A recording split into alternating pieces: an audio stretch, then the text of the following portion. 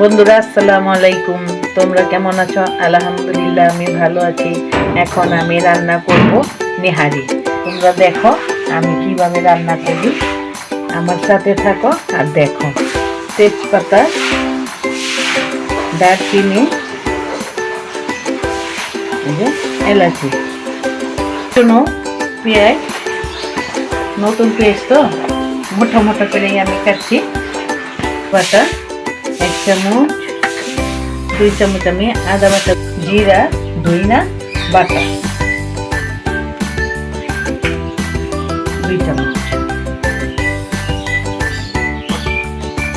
গরম মশলা 1 চামচ, গরম মশলা বাটা পরিমাণ মতো, হলুদের গুঁড়া 1 চামচ, মরিচের গুঁড়া 1 চামচ, স্বাদ মতো লবণ দিয়ে দিই। এই যে আমি সাদা তেল পরিমাণ মতন তেল দিয়ে দিলাম। বন্ধুরা কষায় নেব হালকা করে। এটা আমি লাড়া তেল দিই। বন্ধুরা এটা সুন্দর করে আমি কষায় নিতেছি। সুন্দর করে ভালো করে কষায় তারপরে আমি পানি দিয়ে দেব। অল্প গোলমরিচ বাটা দিয়ে দিলাম।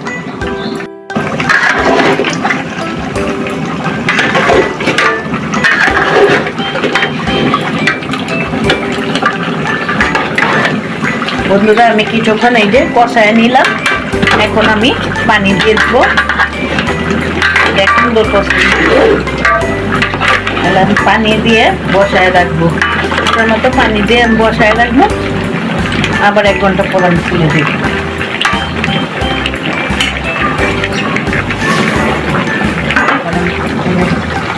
বন্ধুরা আমার কষাইলে এটা হয়ে গেছে। আমি পানি দিয়ে দিব পরিমাণ মতো।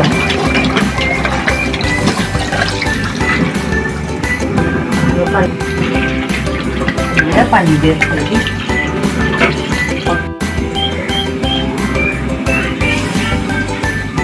জন্য 1.5 ঘন্টার জন্য আমি এটা রেখে দিলাম। বন্ধুরা এখন আমি দেখবো রান্না করে।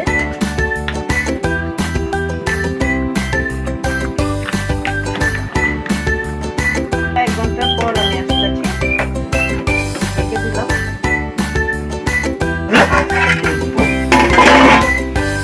বন্ধুরা এই যে দেখেন আমার নেহারি খুব সুন্দর হয়েছে। হইতেছে অনেকটাই পানি কমে গেছে।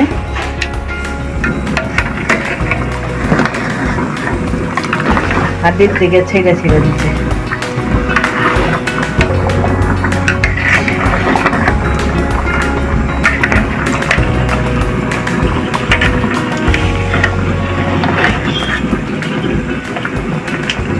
খুব সুন্দর হয়েছে।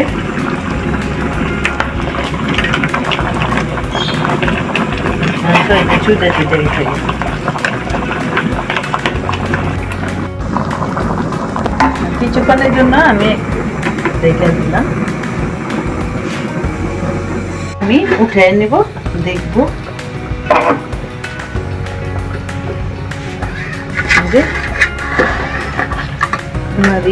হয়ে গেছে।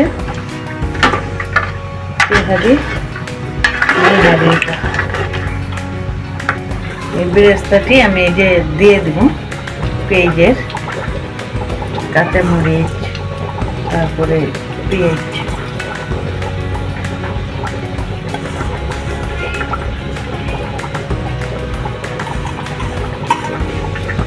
ধনে পাতা দিয়ে দেব।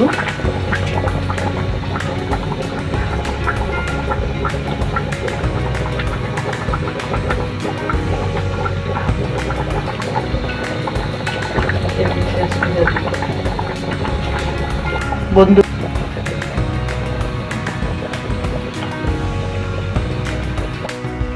এখন আমি রান্না করেছি। এখন আমি খাবো এই সাদা রুটি দিয়ে নেহারি।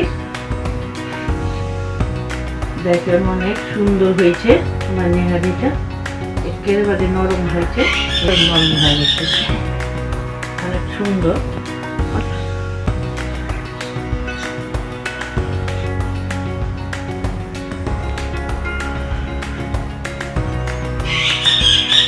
রুটিগুলো নরম হয়েছে।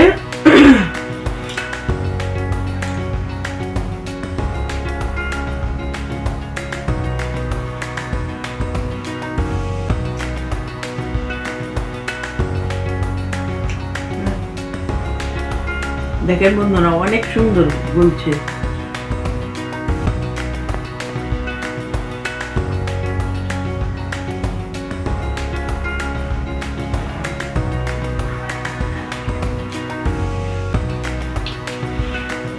অনেক সুস্বাদু, এটা ভারী মজা। আমার সাথে থাকার জন্য ধন্যবাদ। আসসালামু আলাইকুম।